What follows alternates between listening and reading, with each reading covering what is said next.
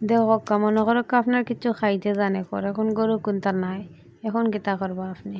কম খরচে আমরা একটা নাস্তা বানাইবো আজকে।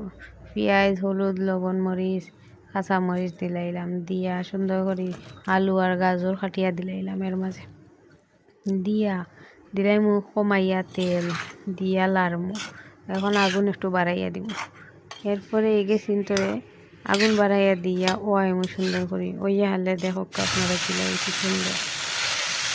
এরপরে এগে সিনটোর মাঝে পানি দিলাইলাম, পানি দিয়া হালকা সিদ্ধ করব, দিলাইলাম নুডলস চিকেন। আমি 10 টিকি 2 প্যাকেট দিছি, আপনারা দিলে 1 প্যাকেটও দিতে পারবা।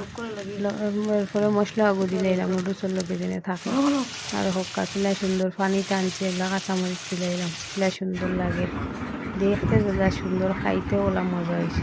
একটু জাল বেশি হয়েছে, জাল বেশি হয় আরও বেশি মজা লাগে। আপনারা বাসাত কম খরচে বানাইয়া ট্রাই করবা।